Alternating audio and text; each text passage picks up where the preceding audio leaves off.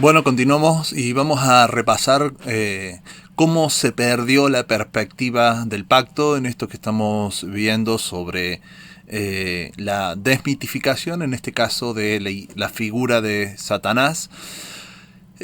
Como ya aclaramos en otros videos y creo necesario por ahí aclararlo en cada uno de los videos que vayamos viendo, ¿no? No se está diciendo que Satanás no exista, sino que no existe de la forma en que nos enseñaron, en que se nos transmitió, sino que se ha hecho una mitificación, se ha creado un mito, se ha creado una historia alternativa a lo que la Biblia realmente enseña sobre la figura de Satanás, ¿no? Obviamente no se niega que en la Biblia está escrito diablo y Satanás, y terminologías alrededor de esto, solo que vamos a tratar de explicar un poco a qué hacía referencia esa terminología, considerando que la Biblia de punta a punta, de tapa a tapa, mantiene siempre un mismo mensaje. El mensaje no cambia con los siglos, lo que cambian son los receptores y la forma de entender ese mensaje, ¿no? Entonces, eso como una aclaración creo pertinente para todo lo que vamos a estar viendo, ya que son temas que va a tocar eh, partes sensibles de nuestra fe, ¿no? Dependiendo por ahí también de cuál sea el énfasis, de qué denominación pertenezcamos y demás, puede ser más o menos influyente lo que se vaya a decir aquí. Bueno, ya venimos hablando mucho del tema de los 7000 años y para ubicarnos un poquito en el desarrollo de cómo se ha ido produciendo todas estas influencias, ¿no? Tenemos los 6000 años de historia. Recordemos que nosotros hoy en día estamos dentro o casi al final, digamos, del periodo de los 6000 años de este milenio sexto o de estos 6000 años. Ya estamos llegando al final de este último milenio, ¿no? Antes del milenio del Mesías, ¿no? Y haciendo un repaso rápido, el milenio 1 corresponde del año 0, donde iniciaría con Adán, hasta el año 1000, donde sería el nacimiento de Noé. Noé, para ser más exacto, nació en el 1054. Pero para tener una idea, una noción, y después el milenio 2 es el año 1000, o sea, desde más o menos el nacimiento de Noé, abarcaría el diluvio, la torre de Babel, hasta Abraham, que estaría naciendo en el año 2000, después desde Adán, ¿no? 2000 desde Adán, no 2000 en el sentido de nuestro calendario gregoriano. En el milenio tercero es del año 2000, o sea, desde Abraham hasta Salomón. Específicamente podríamos poner como referencia la construcción o el inicio de la construcción del templo de Salomón, del templo en Israel. El milenio 4 abarca a partir del templo, del inicio de la construcción del templo de Salomón, que es en el año 3018, hasta el Mesías príncipe, hasta básicamente la crucifixión del Mesías, que estaría ocurriendo en el año 4000. Y en el año 5000, milenio 5000, perdón, abarca desde el año 4000, o sea, desde la crucifixión de Jesús, hasta el gran cisma conocido en la iglesia, ¿no? La división de iglesia de Occidente y Oriente, para tener una referencia, ¿no? En el sexto milenio es a partir de ahí hasta nuestros días, hasta la actualidad, ¿no? El sexto milenio. Y quedan los últimos años para terminar de cumplirse los años correspondientes de ese milenio. Bien, los eventos que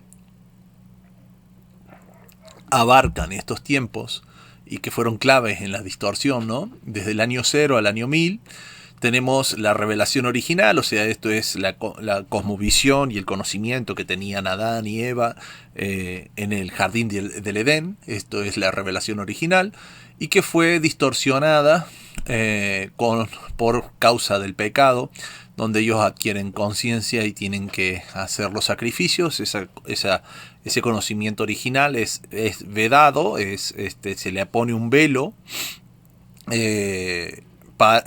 que en lo cual, digamos, ahora ese conocimiento queda con una encriptación, por así decirlo, que es lo que se va a ver en cuanto a lo que son los sacrificios, las ofrendas y ciertas prácticas que esconden un significado profundo, pero lo esconden detrás de prácticas, sacrificios y demás, ¿no? Y esto, esa revelación original, la tienen dada directamente de parte de Dios en el momento que ellos pecan, y no tiene influencia externa en un primer momento. Claro que de ahí hasta la época de Noé, la Biblia nos deja muy en claro que la gente rechazó categóricamente esa revelación. Quisieron valerse por sí mismos. La Biblia lo va dejando en claro con algunas pistas, como por ejemplo lo que fue la vida de Enoc. Y no me refiero al libro de Enoc, me refiero a lo que la Biblia dice, ¿no? De Enoc, teniendo en cuenta Génesis capítulo 4, ¿no? Que después de 200 y pico de años desde Adán, dice que la gente empezó a invocar el nombre de Dios. O sea, se tardaron bastante, ¿no? Para empezar a invocar el nombre del Señor. Y después nos dice Judas, nos dice que Enoc, era profeta en su época. Y en Génesis 6 nos dice que no había justos en la Biblia, en el mundo, y el único que halló gracia, misericordia delante de los ojos del Señor fue Noé, y él se salva del diluvio, ¿no? Entonces esa revelación original que fue dictada de parte del Señor no fue tenida en cuenta por esta gente, ¿no? por las naciones en aquel momento. Y posterior al nacimiento de Enoc, posterior al nacimiento de Noé, viene el diluvio, la Torre de Babel y una dispersión. Ahí surgen lo que son las mitologías paganas. Bien, para que tener en cuenta por qué ponemos como evento clave esto, es que ya lo explicamos en otros videos, así que lo voy a hacer muy rapidito, ¿no? Es que se cree que había una masa continental única, que en el momento del diluvio esa masa continental se rasgó, se dividió, surgen las aguas desde el fondo, desde el lecho, que estaban supercargadas de minerales, fosilizó todo al mismo tiempo, cambió la geografía, cambió el clima, cambió el tamaño de la tierra, como también su geografía, ¿no? Su extensión y su superficie, y cambia todo. Entonces cuando salen de la torre del diluvio, se les cuenta lo que era el mundo anterior, se les cuenta de Dios,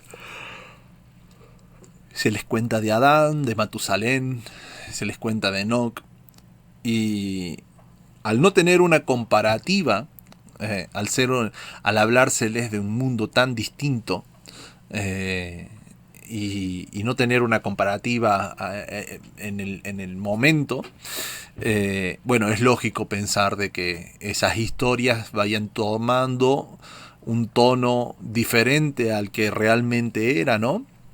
Y eso es lo que va a hacer la Biblia en los primeros 11 capítulos. Lo que hace es desmitificar lo que muchos entendieron mal. Y la Biblia coloca ya no historias de dioses ni de rebelión cósmica, sino que coloca historias de seres humanos que obedecieron y los que no obedecieron a Dios. Los coloca en términos más pragmáticos y no tan mitológicos, digamos. Pero en la Torre de Babel, cuando se dividen las lenguas, cada una de las lenguas se lleva estas historias alteradas, y esto es lo que conocemos como mitologías hoy en día.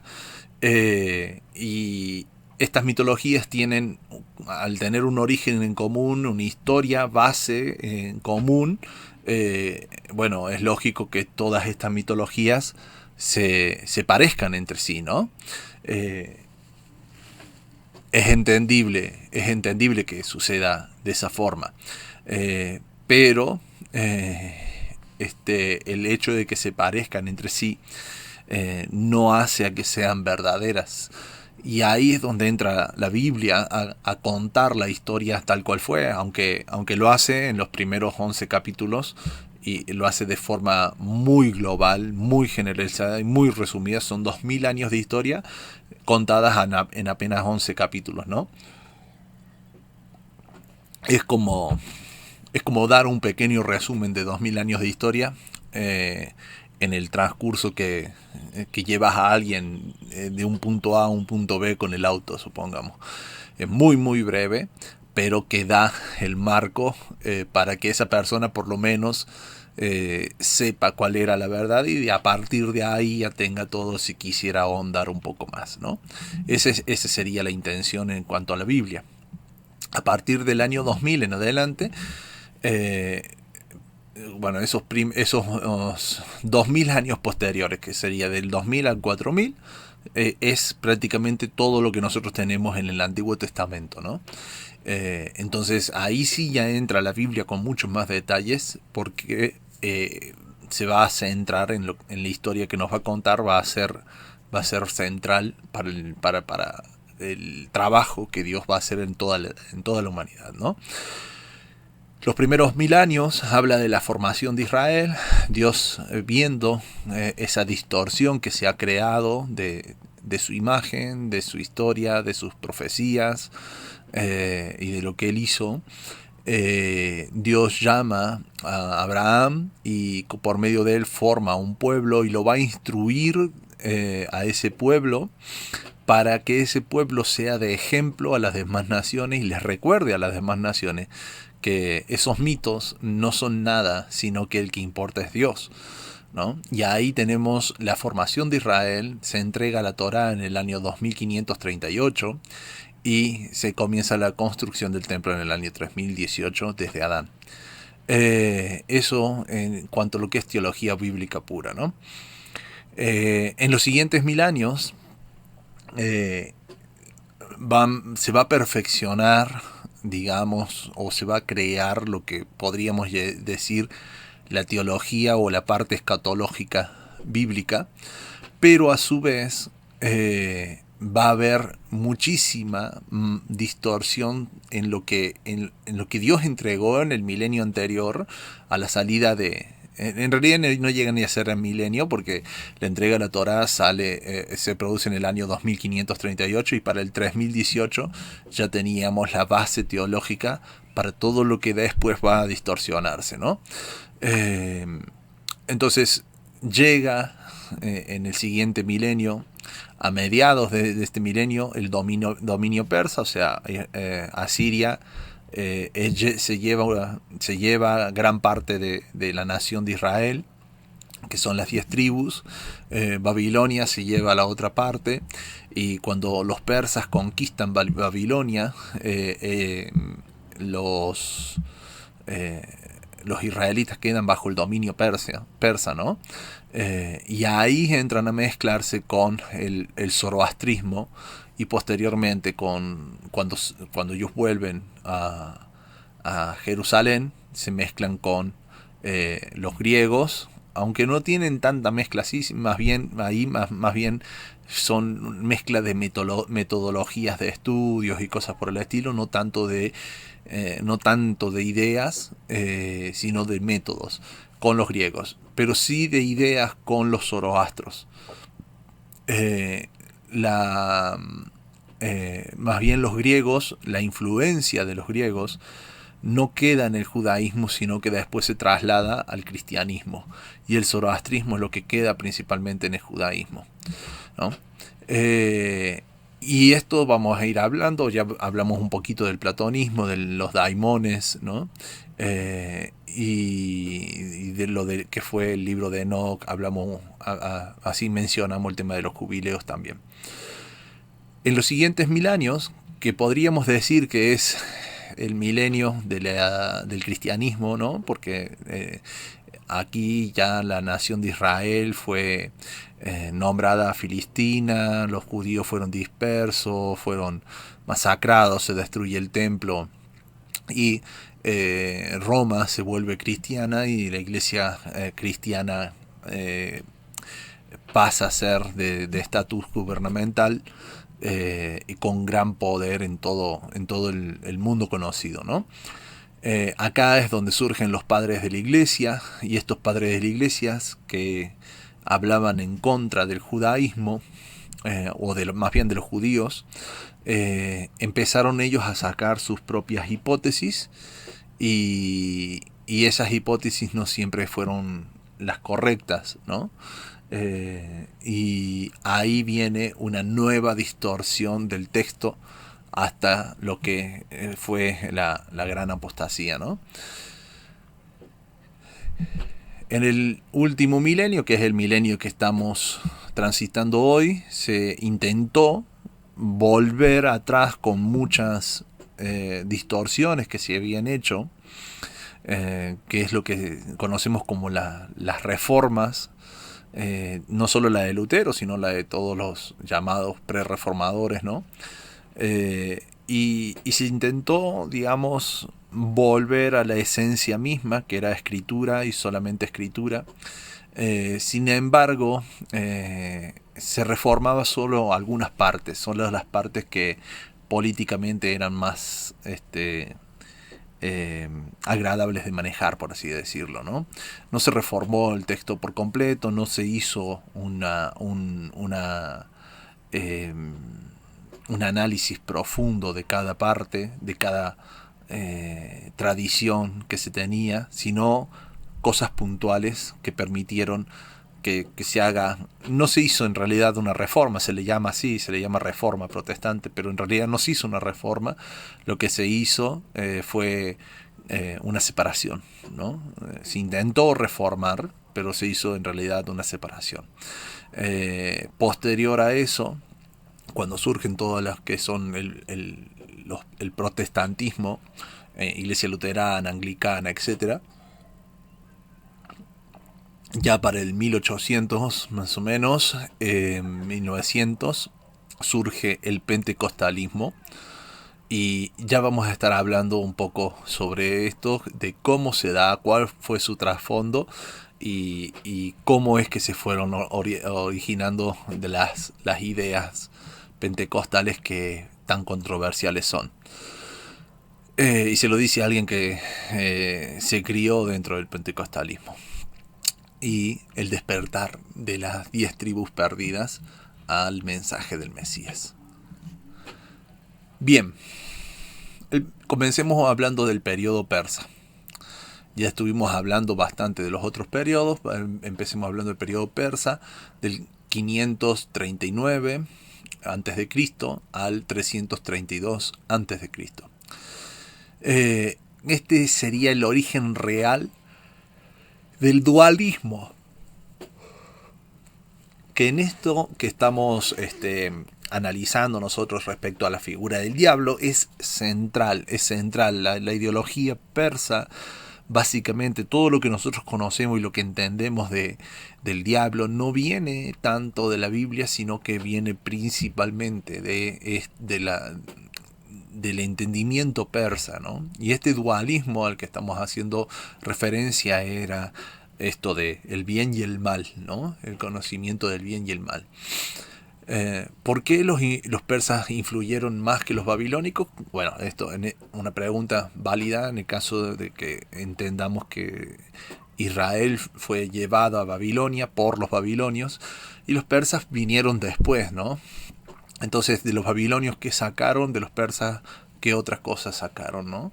Y por qué podría decirse que los persas influyeron mucho más que los babilonios. Bueno, una de las razones es que los babilonios fueron opresores, ¿no? O sea, los llevaron contra su voluntad. En este caso, los persas eran vistos más como libertadores que opresores en sí. Los judíos eran los esclavos, digamos, en Babilonia, fueron llevados como esclavos o como siervos para Babilonia. Lo podemos ver con el profeta Daniel.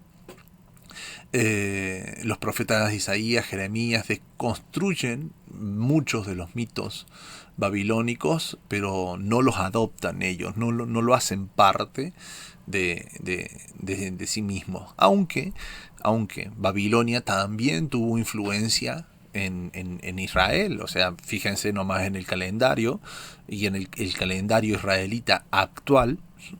Y a partir del cautiverio de Babilonia también lo van a poder ver en la Biblia, empieza a mencionarte meses como Nisan, como Bul, y estos meses en el calendario hebreo no son nombres hebreos, son nombres babilónicos y son nombres de dioses babilónicos.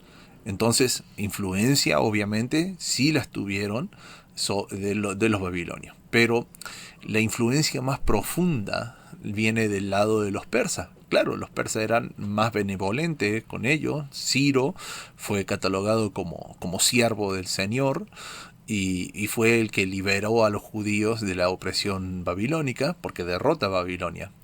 En 200 años de convivencia tuvieron con los persas, con cada uno de ellos y viéndolos con estos ojos, obviamente. Fíjense en el libro de Esther, nos habla bastante de qué tan bien se llevaban, ¿no?, con los persas. Esa cercana relación permite el intercambio de ideas religiosas y se adopta o se hace, digamos, como parte. Obviamente no se lo reconoce así, sino que uno ve el patrón y por esa razón es que sacamos la conclusión de esta adopción del zoroastrismo. Obviamente, si ustedes les preguntan a cualquier religioso, ellos no lo van a reconocer tal cual como lo estamos diciendo acá. Como les digo, uno ve la correlación y que estas ideas surgen principalmente después de Babilonia. Entonces, se puede sacar una conclusión bastante acertada solo con ver el contexto y el cambio en el contexto, ¿no? ¿Qué es lo que decía, por ejemplo, el concepto zoroástrico? Hablaba de Ahura Mazda. Este era el dios de la luz, del bien, de la verdad y de la vida. Claro, esto es una descripción similar a lo que podamos encontrar en la Biblia, porque nos habla de Dios como que es la luz, ¿no?, como que trae el bien. La suma de tu palabra es verdad, nos decía sobre Dios en la Biblia. Y de él proviene, de él emana la vida, ¿no? Entonces es una descripción de Ahura Mazda que puede llevar a que decir, bueno, pero puede que sea el mismo Dios. Como lo venimos diciendo, ¿no? Mucho o gran parte del paganismo toma, porque tienen una historia en común, toma esas verdades y distorsiona de acuerdo a lo que cada uno entendió. Va distorsionando, va creando distintas facetas, ¿no? Y creando sus propios dioses.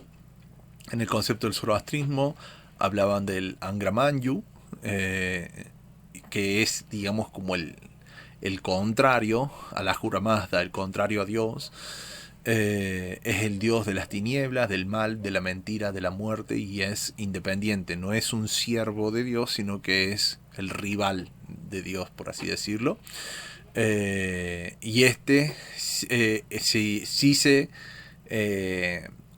en la Biblia es la, digamos, entra casi de lleno, como para simbolizar la figura de Satanás o el diablo, ¿no?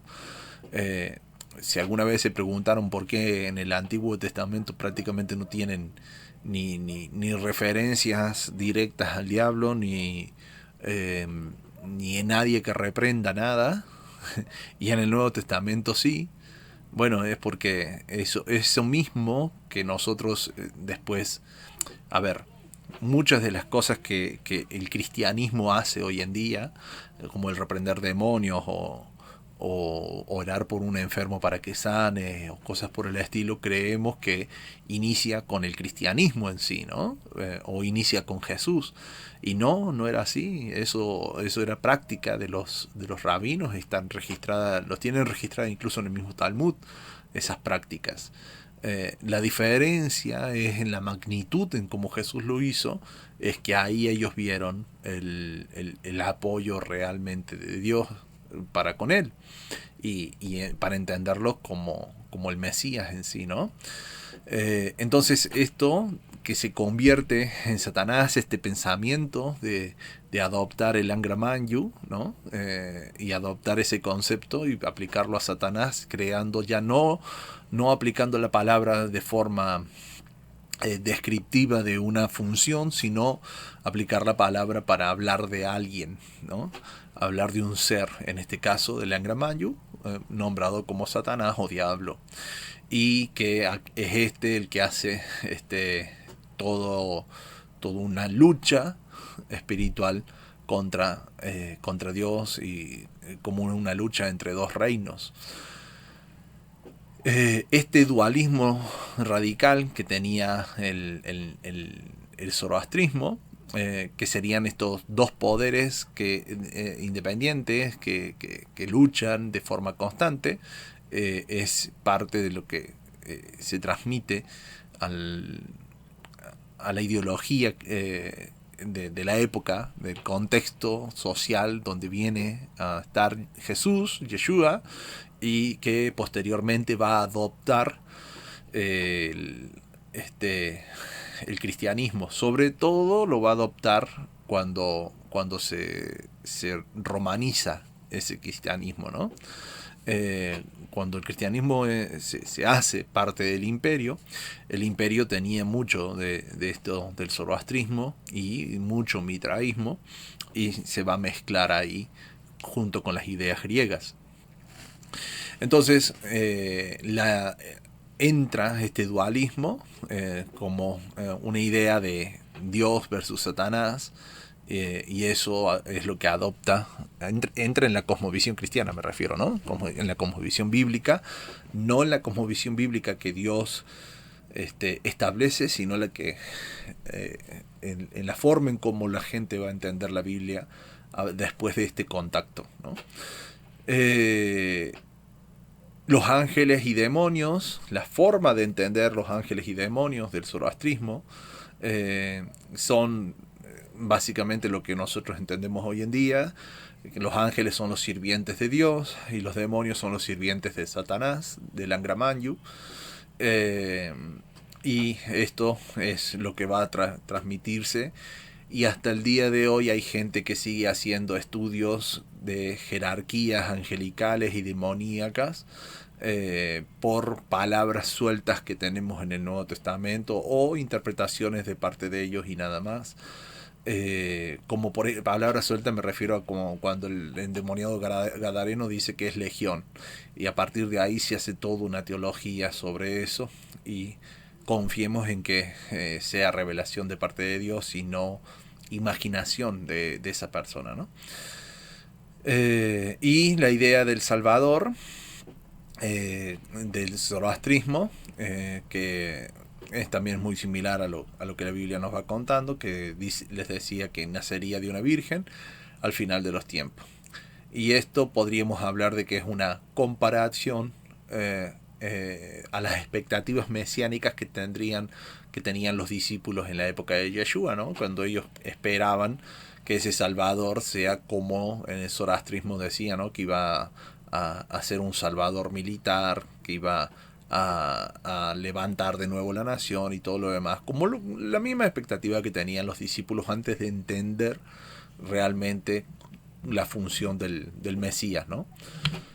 Entonces esta influencia persa fue muy fuerte y muy significativa en los textos bíblicos. Isaías 45 del 5 al 7 dice, yo soy Jehová y no hay otro. Fíjense, o sea, ahí no hay dualismo, no hay otro Dios, no le teman a nadie, no anden pensando en ningún diablo. Yo soy Jehová y no hay otro. Yo formo la luz y creo las tinieblas.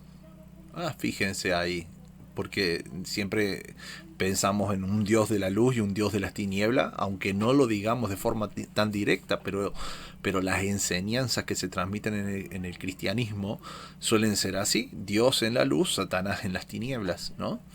El príncipe de la luz y el príncipe de las tinieblas, ¿no? Hago la paz y creo la calamidad, dice Isaías, creo el mal. Lo pueden ver en otras traducciones, puede estar así, ¿no? Puede estar como creo el mal. Yo Jehová soy el que hago todo esto, dice Isaías. Wow, porque no dice yo Jehová hago la luz y el diablo hace la tiniebla, yo Jehová hago la paz y el diablo crea la calamidad. Qué contraste, ¿no? Porque tal vez necesitamos reaprender el carácter mismo del Señor. Y el por qué el Señor haría justamente todo esto. Choca contra nuestra realidad, choca contra nuestra creencia, pero es que ahí estaba lo que creían los persas. Ellos creían que había un Dios para lo bueno y un Dios para lo malo. El Dios bueno era incapaz de hacer algo malo y el Dios malo era incapaz de hacer algo bueno. Y por esa razón era dualismo. Eran dos divinidades, una mayor, una menor, pero dos divinidades, y una hacía el bien y otra hacía el mal. Entonces claro, cuando viene este pasaje, choca, va y confronta ese tipo de creencia, ¿no? A pesar de esta refutación explícita, el judaísmo popular absorbió el dualismo y la literatura intertestamentaria no inspirada lo propagó. A ver, libros como Enoch reflejan qué era lo que lo que los judíos que no tomaban como verdad absoluta la Biblia estaban pensando, ¿no? En Enoch capítulo 6, el verso 16 habla de los gigantes que eran ángeles caídos y que engendraban a gigantes, los vigilantes. Yo dije gigante al principio. Los vigilantes eran ángeles caídos que producían o engendraban a gigantes. Esto eran, según muchos lo conectan con los gigantes de Génesis 6, ya lo habíamos hablado y dijimos que esos Nefilim no eran lo que el libro de Enoch dice. Eso ya lo hablamos en videos pasados. Y estos ángeles caídos producían entonces gigantes, y ellos al morir sus espíritus, como no eran de Dios y tampoco eran humanos, quedaban deambulando, y esos son los demonios que conocemos hoy en día. Según este libro, según el pensamiento judío, y esto viene lo podemos ver reflejado con la influencia por las creencias persas y las creencias de la mitología en Grecia, que son el tema de las obras de los titanes. A ver, tengan en cuenta que Dios mismo dice de su pueblo: mi pueblo perece por falta de conocimiento. El pueblo empezó a adoptar ideas que no son bíblicas como si lo fueran. Y Y esto no es algo ajeno a nosotros. A ver, eh, este, mucha gente ha adoptado frases de Gandhi eh, y las predican como si fuesen frases bíblicas. Y no lo son. Y eso, denle el tiempo suficiente, eso se va a quedar como si fuese un pasaje bíblico. ¿Por qué? Porque la gente no va a leer. No, la gente se ha acostumbrado a no cuestionar. A que si lo dice un líder, un pastor o alguien que habla lindo en un video, debe ser verdad. Y no cuestiona, no se pone a leer, no se pone a investigar, no investiga contextos. Eh, y nos hemos vuelto perezosos para toda esta labor. Y, y eso es triste. Es triste que suceda así. Porque cualquiera puede venir y vendernos un buzón y nosotros vamos a quedar felices y contentos por lo que nos dicen. Y no lo vamos no vamos a estar teniendo, vamos a estar creyendo que somos santos, que somos guardadores de la palabra del Señor, cuando en realidad tal vez no tenga nada que ver con eso, ¿no? No tenga nada que ver con la palabra de Dios. Por eso es siempre, como decía Pablo, escudriñadlo todo, pero retengan lo bueno. Para retener lo bueno no es lo que me suena bien a los oídos, sino es lo que es armonioso con la palabra de Dios. Eso es lo bueno. Eso es lo bueno. Ni siquiera Jesús se atrevió a decir que él era bueno, sino dijo, ¿por qué me llamas bueno? Bueno solo hay uno y es el Padre, ¿no? Y si ni siquiera él se atrevió a decir que él era bueno, ¿por qué nosotros hacemos lo mismo por los otros? ¿Por qué nosotros no tenemos ese criterio, ese peso? Si fuésemos un poquito más cautelosos y exigentes con respecto a la palabra del Señor, no habría tanto chanta dando vuelta, ¿no? Y no habría tanta doctrina falsa dando vuelta, sino que seríamos, como dijo Jesús, que sean uno como tú y yo lo somos, Padre, ¿no? En el libro de Jubileos, capítulo 10, del 1 al 13, se nos cuenta sobre Mastema, que era Satanás, y que según este libro es el jefe de los espíritus que quedaron después del diluvio. La misma ideología que el libro de Enoch, y también es de influencia persa. Y en el testamento de los 12 patriarcas, Satanás tienta a los patriarcas con espíritus de error y de verdad. Y también, de nuevo, es de influencia persa, influencia griega. A ver, más o menos, para que ustedes tengan una idea,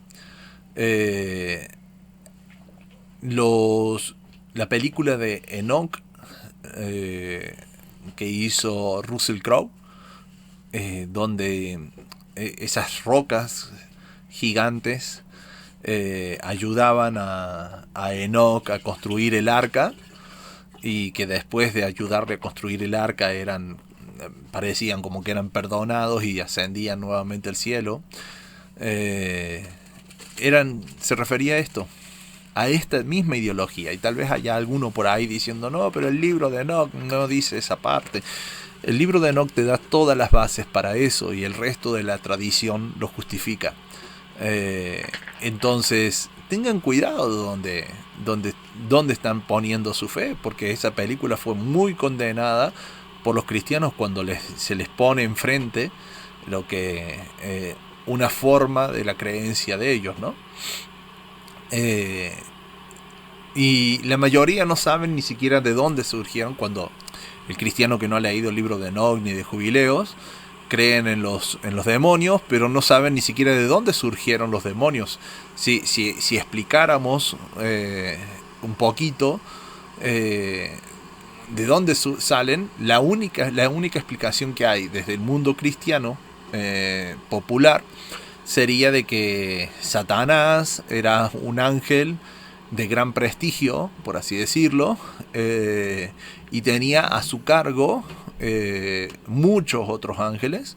Y bueno, Satanás es el líder, y los otros ángeles que estaban a su cargo cuando se rebelaron quedaron, digamos, como demonios, ¿no? Son los llamados demonios, y que esos demonios tienen jerarquía y demás, porque así era como estaban jerarquizados en el ejército de los cielos. ¿De dónde sacan esto? Bueno, de su imaginación y de estas mitologías, porque la Biblia en sí no lo dice. Lo más cercano que puede llegar a decir la Biblia de eso es lo que en el Apocalipsis se nombra como el gran dragón que con su cola arrastró la tercera parte de las estrellas de los cielos.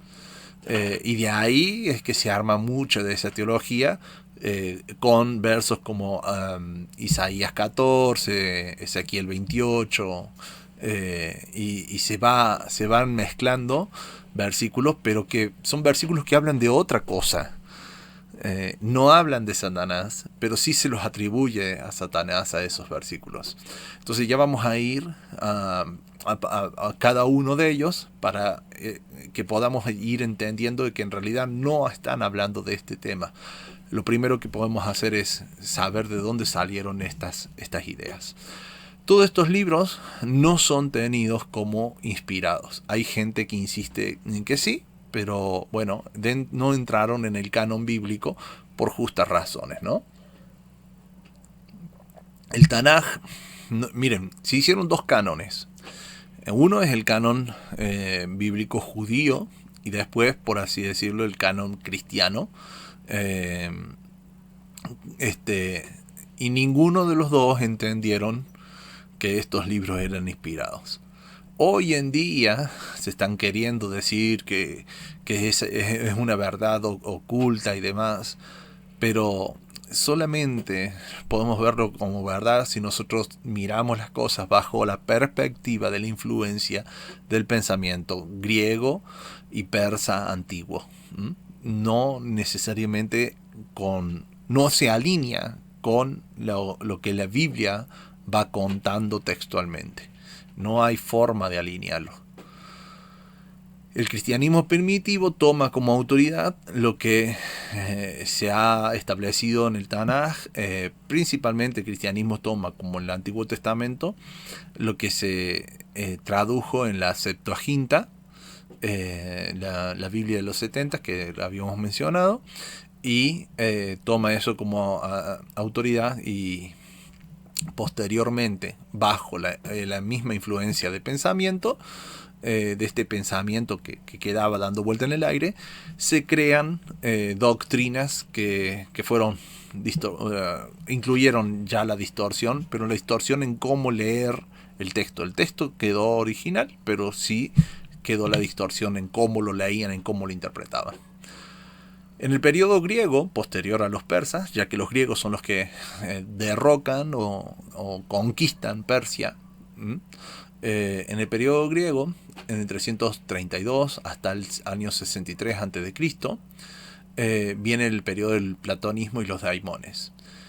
Platón enseñaba que el mundo de las ideas, lo inmaterial, lo bueno, versus el mundo material, lo imperfecto o lo malo.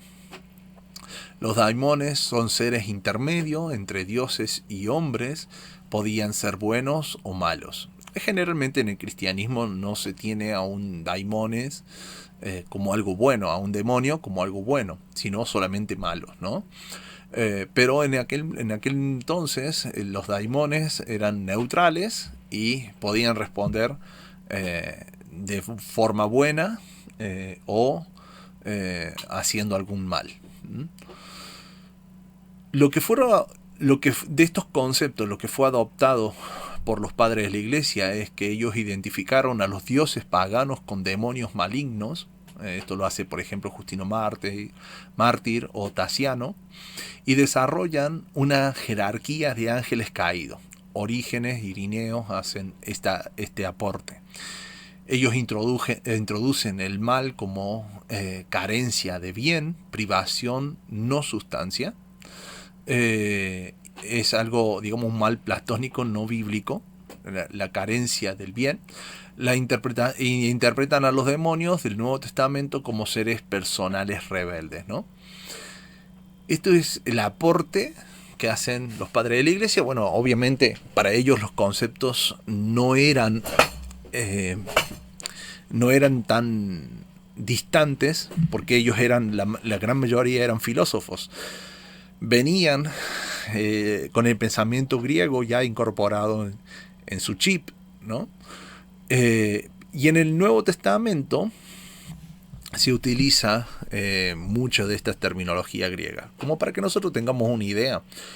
El griego tuvo tanta influencia en el antiguo, en el mundo antiguo, que cuando viene Roma, que derrota a los griegos, Roma tenía como idioma madre, idioma propio, el latín. Y Roma no impone el latín en la sociedad, sino que deja que todos hablen griego. Toda la sociedad quedó hablando en griego porque Roma admiró en gran manera toda la parte intelectual griega y con eso dejó su idioma para seguir, digamos, aprovechando de su filosofía. Incluso adoptó mucho de la creencia y de los dioses griegos. Entonces Grecia tuvo una influencia enorme en la zona, incluso cuando no tenía influencia política, pero sí cultural. Culturalmente tuvo una influencia muy grande y eso lo podemos ver plasmado en la historia como también en la Biblia. Entonces era entendible que al usar el idioma griego y al estar bajo una influencia tan grande, se utilice esas terminologías, aunque el pensamiento, o sea, si ustedes se van a la Biblia, van a ver terminologías, van a ver frases que son griegas, pero el pensamiento por detrás era hebreo. Y eso es clave, eso es fundamental, y no muchos lo han entendido así. No muchos han interpretado o se han dado cuenta que Pablo seguía pensando como hebreo, Pedro seguía pensando como hebreo, sin importar si hablaban griego o si utilizaban términos o frases o tal vez costumbres griegas para ejemplificar alguna cosa.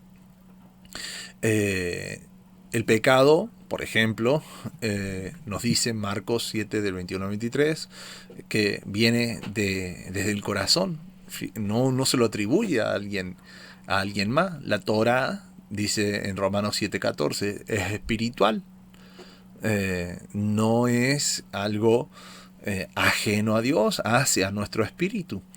El adversario es la carne, Gálatas 5:17. El ídolo, los ídolos, que como acá nosotros veíamos que los padres de la iglesia adoptaron o identificaron a los dioses paganos con demonios malignos, Pablo te dice, los ídolos nada son, no son demonios personales, sino que no son nada, no tienen poder, no tienen nada. Y Pablo mismo decía, si alguien te invita a comer comida sacrificada a los ídolos, dice, come tranquilo, porque los ídolos nada son, no te va a hacer nada. Ahora dice Pablo, si esa persona te dice, esta comida fue dada para mi ídolo, sacrificada y consagrada para mi ídolo, ahí te dice, no comas, no porque te vaya a hacer algo, sino por el testimonio de esa persona. O sea, cuidando el testimonio que le vas a dar. O sea, como que vos no estás adorando a ese ídolo, entonces vos ahí lo rechazas por esa razón, pero no porque te vaya a hacer algo o te vayas a endemoniar o lo que fuera. El vocabulario es griego, pero la teología, el pensamiento detrás de este griego que vamos a ver en el Nuevo Testamento, sigue siendo hebrea. sigue siendo conforme o alineada más bien a toda el pensamiento que ya venimos trayendo de toda la Biblia. Y eso es fundamental entenderlo, porque mucha gente ve en el Nuevo Testamento un cambio radical en la forma de pensar. Y no es así, no es así. En realidad se alinea toda la palabra. Primera de Corintios 10:20 dice, lo que sacrifican los gentiles, a los demonios los sacrifican, a los daimones los sacrifican, que eran, o sea, de acuerdo a esa cosmovisión, sus dioses, ¿no? Y es un argumento retórico de exclusividad, de algo exclusivo de los gentiles, no una afirmación de que existan demonios, ¿no? O sea, era parte de la ideología de ellos que posteriormente se ve reflejada en los padres de la iglesia, ¿no? No necesariamente es una afirmación de que existan esos demonios como lo creían o como lo entendían los gentiles. En el verso 19 clarifica esto y dice, ¿qué digo? ¿Que el ídolo es algo? Claro que no. El ídolo nada es. Entonces, fíjense cómo comienza el argumento y cómo lo termina Pablo, ¿no? En el libro de Primera de Enoc fue un libro popular en el Nuevo Testamento primitivo, pero Judas 6 y 2 de Pedro 2:4 son alusiones retóricas, no una validación de su doctrina, ni tampoco necesariamente, como muchos entienden, que Judas y Pedro estaban leyendo el libro de Enoc. No, conocían de la historia, conocían de los sucesos que el libro relata, pero no necesariamente porque los creyeran. Pablo también citó a poetas paganos en Hechos 7:28, pero no necesariamente hablaba de que fueran poetas, poetas o incluso profetas. En ese mismo, en el mismo libro de los Hechos, Pablo hace mención de un profeta griego, y no lo valida como profeta para que nosotros tengamos como verdadera su profecía, ¿no? Entonces, entender esa retórica que utilizan para poder construir los argumentos. Por ejemplo, para que nosotros nos hagamos una idea. Según el libro de Judas, si nosotros tomáramos como que el libro de Judas está validando el libro de Enoc, Judas nos dice que todos los ángeles que abandonaron su morada, todos quedaron encarcelados en prisiones. Porque si fuese el caso, ¿no? Si fuese el caso, nosotros tenemos, de acuerdo a la idea cristiana, tenemos a Satanás como el líder de los ángeles y tenemos a todos los otros ángeles que siguieron a Satanás como que son los demonios. Si lo que Judas dice ahí es verdad, ¿por qué tenemos a Satanás y a los demonios dando vueltas si están encarcelados? Entonces, ¿de dónde surgieron? ¿Son dos cosas diferentes o qué? Y de acuerdo a la mentalidad judía,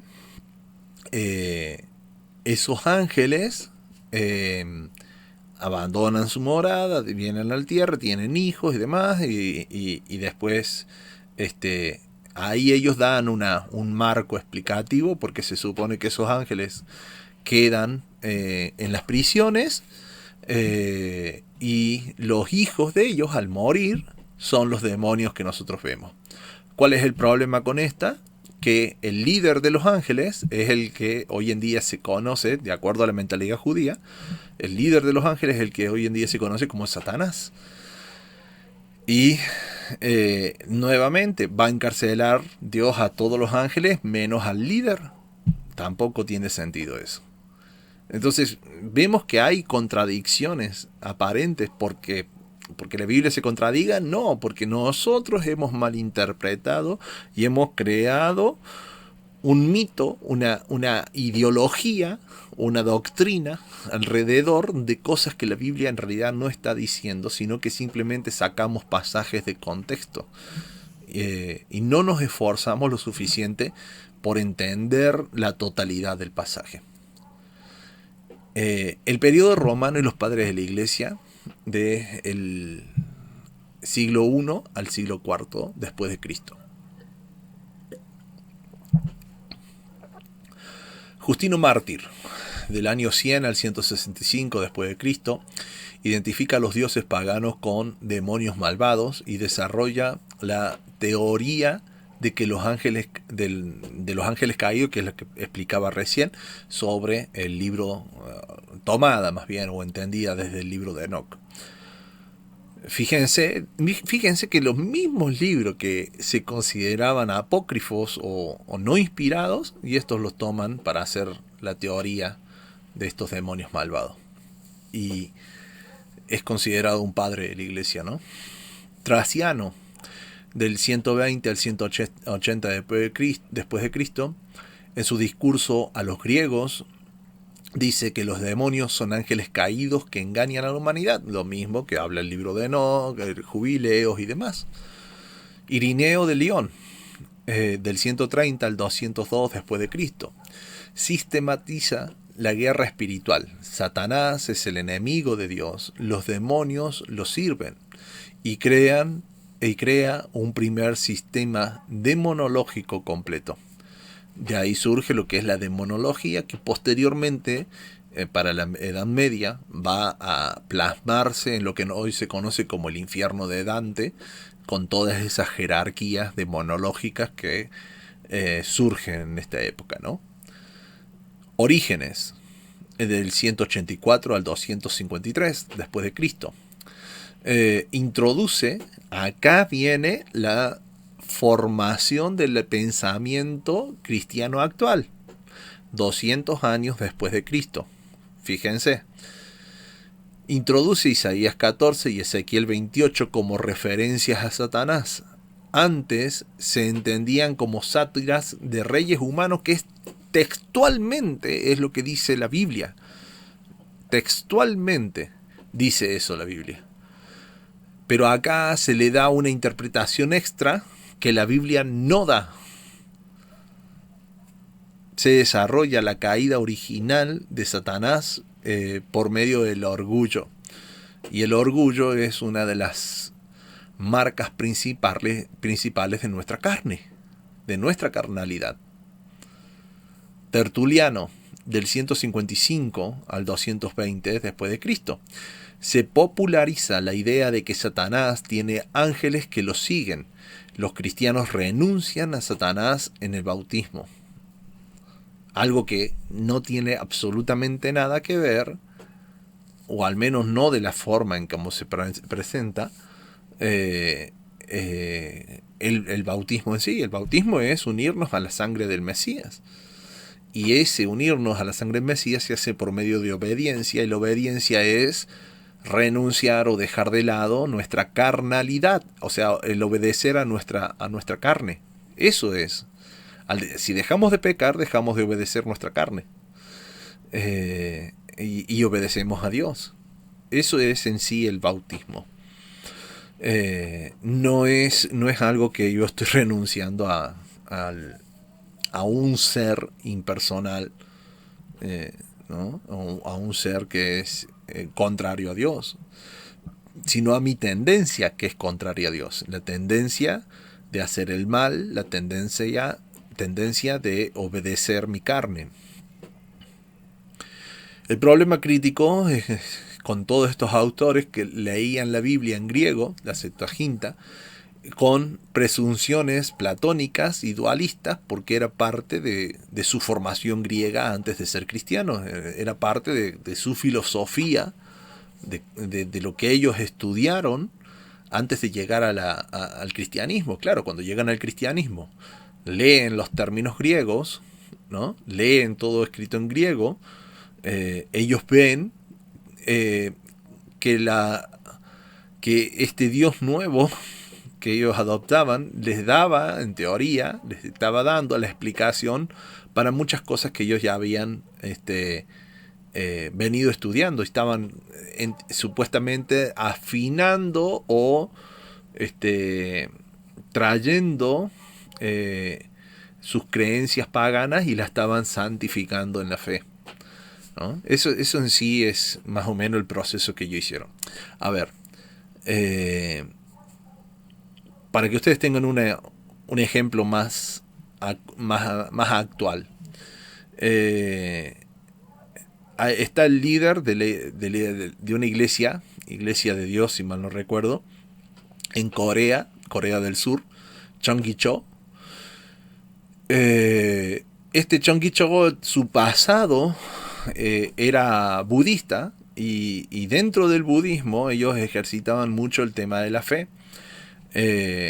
Y hoy él ha escrito un libro que se llama La Cuarta Dimensión, y él habla de la fe como la cuarta dimensión, justamente, y mezcla en ese libro ideología budista, que era propia de su pasado, con enseñanzas cristianas, y ha cristianizado los términos para tratar de explicar la fe como cuarta dimensión. Curiosamente, Interestelar, la película Interestelar, que habla de esa cuarta dimensión desde un punto de vista científico, no lo da desde un punto de vista de la fe, da una explicación similar, aunque carente de fe o carente de religión, digamos, pero sino con mucha ciencia, hablando de una cuarta dimensión y del por qué los cristianos adquieren fe por medio de este sistema. Fíjense cómo se conecta todo cuando vamos por el lado del paganismo, porque todo está basado en la misma herencia y en la misma metodología. Y acá, bueno, me van a querer crucificar seguramente dos bandos, por lo menos dos bandos distintos, ¿no? El de la ciencia y el de los defensores de Chung Gi-cho, o la idea de la cuarta dimensión en la fe. Pero esas son las conexiones que hay. Y la fe en la Biblia no tiene nada que ver con esto. La fe en la Biblia, ustedes agarren un diccionario, busquen la palabra fe, un diccionario Strong, por ejemplo, y la fe tanto en el hebreo como en el griego, principalmente en el hebreo, que es el idioma original, el idioma real de la Biblia, van a ver que fe es fidelidad. Dentro de la concepción hebrea, fe no pasa por pensamiento, como sí tiene la concepción griega. Tanto en el griego como en el hebreo significa fidelidad, pero en el hebreo pasa más por una cuestión de pensamiento, y en el hebreo es de conducta, es de acción, ¿no? La fe es accionar. Por esa razón es que Santiago hacía esa aclaración: la fe sin acción, sin obras, es muerta, no sirve de nada. ¿Por qué? Porque si yo le digo al Señor, Señor, te amo, y me voy y adoro a otro Dios, mis acciones dicen lo contrario a lo que dice mi boca, a lo que supuestamente intelectualmente yo he expresado. Entonces la fe sin obra es muerta, y eso es lo que refleja Santiago. Lo mismo en cualquier cosa que yo le pueda prometer o decir a Dios. Entonces, la fe, tendrían que, para que tengamos un contexto total, cada vez que lean fe en la Biblia, tradúzcanlo a fidelidad, ser fiel. Y van a ver cómo cambia el significado. La explicación clásica de la fe es la certeza de lo que se espera y la convicción de lo que no se ve, que es la explicación que da Pablo. Ahora, si somos fieles, ¿cuál es la certeza de lo que esperamos? Las promesas de Dios. Y si somos fieles a Dios, tenemos certeza en esas promesas, porque esas promesas son dadas para los que son fieles a Él. Y la convicción de lo que no vemos es ese cumplimiento, ¿no?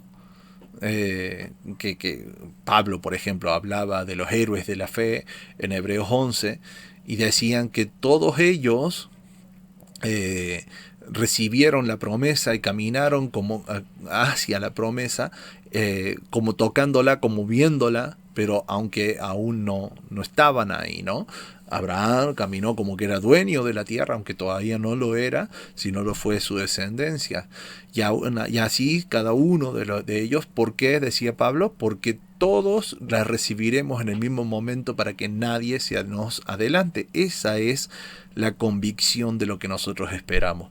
Pero esa convicción la vamos a tener si caminamos en fidelidad, en obediencia. Eso es fe.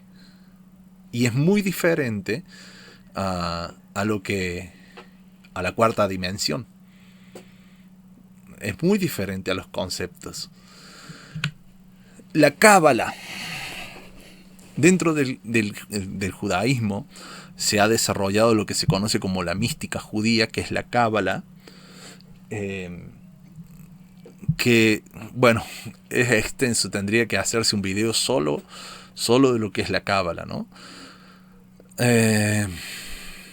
Pero la cábala tienen muchas cosas que podrían sacar y que tal vez son buenas, y que los van a dejar deslumbrados en cuanto a la enseñanza que pueda tener, pero la mayoría de las cosas de la cábala vienen de creencias paganas y de ocultismo, disfrazado de algo aparentemente bueno o religioso, ¿no? Bueno, cualquiera que se vaya con ojos críticos hacia la cábala y la empiece a investigar, se va a dar cuenta rapidísimo, no hace falta ni siquiera que me ponga a querer desmentirla, la van a ver. Como hay muchos que se han ido metiendo en la cábala de a poco y han terminado, bueno, casi adorándola a la cábala y teniéndola como algo exaltado cuando no es así. La cábala es la corriente mística del judaísmo medieval que enseña un sistema de emanaciones divinas que son las sefirot, y eso es, ellos lo representan y según ellos es el árbol de la vida, pero bueno, son ideas propias de ellos nada más. Tienen el Sitra Achra, que es el lado oscuro donde moran las fuerzas del mal. Tienen a Samael, que es el esposo de Lilith y es el ángel caído, príncipe de los demonios. De ahí viene Satanás, según ellos. Tienen a Lilith, el demonio femenino, y tienen prácticas de magia, amuletos, manipulación de nombres divinos, etc. Tienen muchas cosas bastante fuleras la cábala. Y es muy difícil que yo pueda querer justificar la cábala solo porque me dice una cosa buena pero hace 10 malas. No, pero yo rescato una cosa buena. Medio complicado, pero bueno, se lo dejo a cada uno. Yo no aconsejo para nada ir por el lado de la cábala, aunque está muy inmiscuida en el cristianismo inclusive. La cábala tiene una mezcla de neoplatonismo, gnosticismo y tradiciones persas, y no representa a un judaísmo bíblico, o más bien no representa a la Biblia o las enseñanzas bíblicas. Esta cábala surge de los que fueron los herederos o los continuadores del sistema fariseico, que es lo que son hoy los rabinos, ¿no? De ahí surgen las cábalas. De hecho es un rabino el que la crea, y que todos los años hoy en día se prenden fogatas en conmemoración a este rabino, ¿no?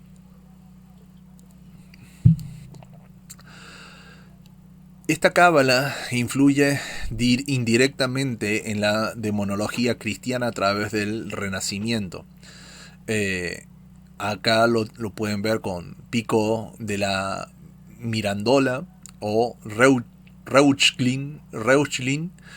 Estos autores los pueden buscar y y ver ahí cómo fue la influencia de la cábala. Los grimorios medievales incorporaron nombres y jerarquías demoníacas en fuentes cabalísticas. De hecho, se creó, esto es la cábala judía, y se creó lo que es la cábala cristiana. Ustedes también lo pueden buscar, cábala cristiana, y ahí van a ver toda esa influencia. Muchos en el movimiento de raíces hebreas buscan fuentes judías y encuentran la cábala pensando que representa la tradición auténtica, y eso es un error. Es parte de lo que les decía recién, de lo que muchos están confundiendo, y se están yendo poco a poco al lado oscuro, como podríamos decirlo, ¿no?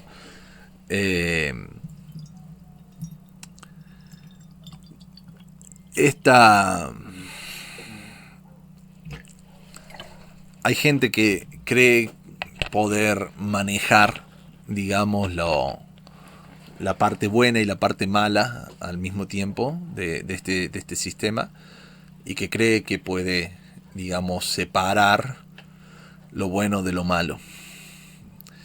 Y tal vez lo hagan con cosas muy obvias, pero siempre se te termina pasando un mosquito por el colador. Siempre. Y es cuestión de tiempo a que ese mosquito crezca y traiga otros. Pero queda en manos de cada uno, ¿no? Hay muchos dentro del movimiento Raíz Hebrea que en su afán de la búsqueda de conocimiento, la cábala lo que hace es darte muchísimo conocimiento. Muchísimo. No necesariamente el correcto, pero sí muchísimo conocimiento. Y esta gente en afán de búsqueda de conocimiento terminan cayendo en cosas como esta, y poco a poco se van metiendo en este mundo que los va llevando a prácticas de magia, amuleto y manipulación de nombres divinos. La base autorizada que podríamos tener como verdadera autoridad, de acuerdo a lo que la misma Biblia nos dice, es la ley de Dios, la Torá, los 5 libros de Moisés, y el resto del Tanaj, o sea, el resto de la Biblia entera, interpretada en su contexto hebreo original, no en un contexto místico. Eso es la base que necesitamos tener. La cábala no es fuente de autoridad para un creyente bíblico. No es fuente de autoridad. Discúlpenme el que la tenga como parte de su biblioteca, pero no es fuente de autoridad bíblica. Sí podemos quedar deslumbrados y utilizar algunos métodos, algunos conceptos, algunas cosas que podría llegar a tener ahí, pero si no accedemos a eso, si no vamos por el lado de la cábala, si no buscamos ahí, ¿vamos a llegar a la misma enseñanza? Claro que sí. Claro que sí vamos a llegar ahí. Entonces, ¿para qué ir? ¿Para qué buscarte atajos que te puedan llevar por un mal camino? Si el camino que transita la Biblia, ese camino va a llevarte al mismo lugar. Entonces, ¿para qué correr esos riesgos? Bueno, ahí queda en decisión de cada persona, ¿no? Bien. Si hacemos un resumen de todas estas influencias acumuladas, podríamos decir que los persas, la influencia persa, lo podemos ver en el cuarto milenio de lo que era la línea de tiempo, ¿no? De la cual venimos estudiando y hablando todo este tiempo.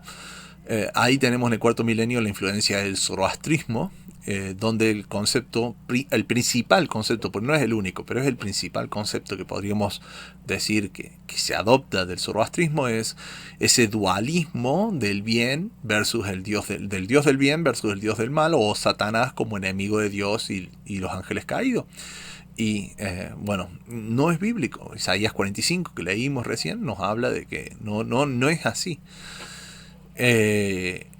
En el milenio, entre milenio 4, al final de milenio 4 y milenio 5, tenemos la influencia griega con el platonismo, y tenemos un dualismo de alma y cuerpo, con los demonios como intermediarios, el mal como carencia de bien, y la Biblia, no, o sea, podemos decir que no es bíblico porque la Biblia enseña sobre la resurrección del cuerpo, pero no enseña inmortalidad del alma como si tiene la creencia griega.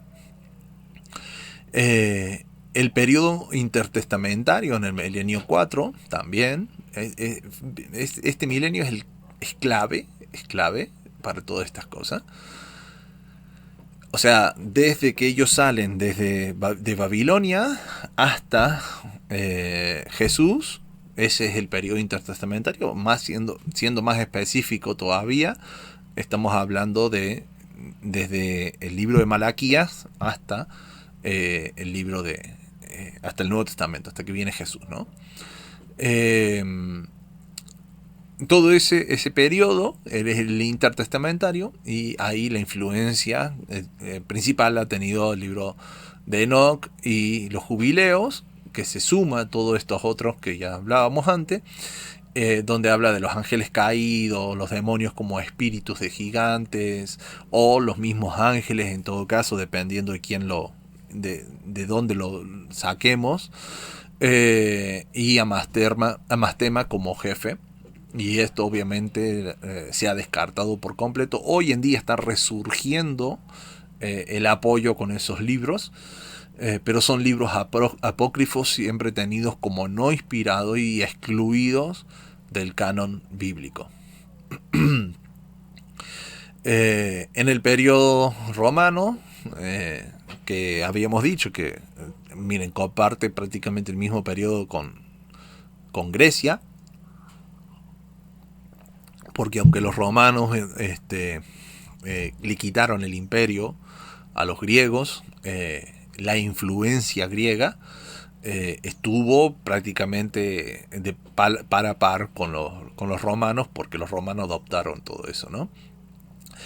Y ahí podemos ver todo lo que hablábamos de los padres de la iglesia, los llamados padres de la iglesia, no necesariamente son así, pero bueno, en eso se fundamenta la fe de la iglesia, en lo que ellos enseñaban, y usar una sistematización de la demonología, e incorporaron Isaías 14, Ezequiel 28, como si fuesen profecías simbólicas de Satanás.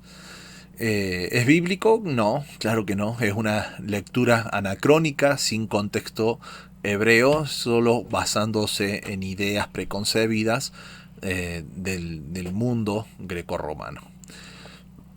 Y en la parte, digamos, del medievo, o lo que es el periodo medieval, inicios del sexto milenio, tenemos la influencia de la Cábala, donde surgen figuras como Samael, citados también en el libro de Enoch, y Lilith, que es parte de la cosmogonía judaica, y ciertas jerarquías demoníacas y la magia cabalística, que influencian tanto en el ocultismo, o sea, está la cábala del ocultismo, la cábala judaica y la cábala cristiana, y todas están alineadas en estas cosas que, obviamente, apenas vos agarres un libro de cabalístico, no vas a encontrarte a la primera con esto. Esto es a medida que vas profundizando, te vas dando cuenta de estas cosas. Pero sí está la influencia, y si ellos hablan de esto es porque está inmiscuida esa enseñanza en cada una de las enseñanzas y en cada una de las formas de interpretación que vayan a tener. ¿Es bíblico? Claro que no, es un misticismo sincrético que viene del lado de los judíos. Y también dentro de este sexto milenio podemos hablar de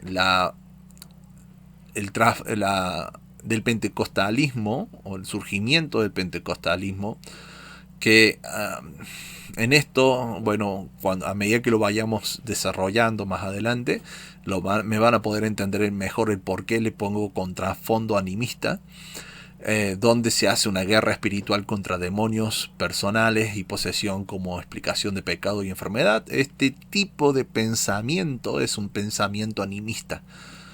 Es el pensamiento que ustedes van a ver en casi todas las tribus y en África en general. Por eso es que ha pegado muy bien este tipo de pensamiento en África. Pero sí, a tener en cuenta, esto es un pensamiento animista y por esa razón le pongo que es un trasfondo animista. Y no es casualidad que aquel que es, digamos, por el cual inicia el movimiento pentecostal sea un africano. No es casualidad eso. La capa animista africano sobre, o sea, no es esos conceptos. Recuerden que acá estamos haciendo énfasis solo en un tema. Cuando hablamos de pentecostalismo no vamos a hablar de toda la enseñanza pentecostal, solo de esta parte. Recuerden eso, ¿no? Porque yo salgo de la iglesia pentecostal y sé que lo apasionados que son y que somos, o en este caso yo era, para ciertos temas, ¿no? Y que toquen o que aparentemente hablen mal de ser pentecostal, no va a gustar. Bueno, a nadie le va a gustar, ni siquiera al que practica cábala o al que lea el libro de Enoch, a nadie le va a gustar de que yo hable mal de algo de esto. Pero no es por querer hablar mal, quiero traer y poner sobre la mesa ciertas cosas y que después cada uno tomará su postura o investigará. Yo lo que les recomiendo es que ustedes investiguen, lean libros, charlen con la IA, buscando información, etcétera, etcétera, etcétera, extraoficial, oficial, etcétera. Busquen, no se queden con la primera opinión, porque la intención de esto es eso, si no yo me tendría que ir por cada uno de los conceptos a hablarles y darles toda la historia de cada concepto, de todo el desarrollo. ¿Cuánto estaríamos? ¿No? Terminaríamos más aquí. Entonces, tocamos temas generales y ustedes busquen, investiguen, porque se pueden quedar con una idea equivocada si solo se quedan mal y no lo toman académicamente, digamos, a la búsqueda de estos conceptos, ¿no? Entonces, esta capa animista africana es algo que potenció el error ya existente y que venía de tiempo en tiempo, ¿no? Esta línea de tiempo habla, cuando nosotros ubicamos todo esto dentro de la línea de tiempo, habla de una revelación original donde todo era centrado en Dios, donde Dios es el hacedor del bien, del mal, de la luz, las tinieblas, de Él depende todo, después de Él no existe nada, ningún Dios, ni ninguna otra cosa creada que se asemeje, ni nada por el estilo. Pasa a los mitos, donde en los mitos se deifican conceptos de Dios, como también historias de humanos, haciéndolos verse como semidioses o dioses, dependiendo de la adaptación. Pasa a los demonios, a un dualismo persa, porque se malentienden conceptos bíblicos, teniendo a un Dios que, por ejemplo, Jehová Sebaot, el Dios de los ejércitos, y después a un Dios amoroso, proveedor, y claro, en el tipo de pensamiento persa, esto era algo que chocaba. Cómo podía ser un Dios que era un Dios guerrero, pero al mismo tiempo amoroso como una madre. no encajaba esto, entonces ellos agarraron y lo dividieron, dijeron no, tiene que ser un dios para una cosa, un dios para otra, y eso terminó influyendo en la mentalidad, en la mentalidad judía, en la mentalidad hebrea, terminó influyendo, como después también los daimones griegos terminaron aportando, una vez que ya se había dividido la mentalidad, terminaron aportando los daimones griegos y se sincretizaron en la sistematización romano-patriarcal, me trabo la lengua, patrística de los padres de la iglesia, y con la cábala medieval se empezó a explicar de forma más mística las bases que ya se habían hecho hasta llegar a la aplicación de guerra espiritual con el pentecostalismo. Eso sería en una línea de tiempo cómo se fue progresando a través de la historia. Bueno, llegamos entonces al final de esta primera entrega. Vamos a seguir hablando de todo esto en otro video. Así vamos poco a poco desarrollando cada uno de estos temas. Que Dios te bendiga y nos vemos en el siguiente video.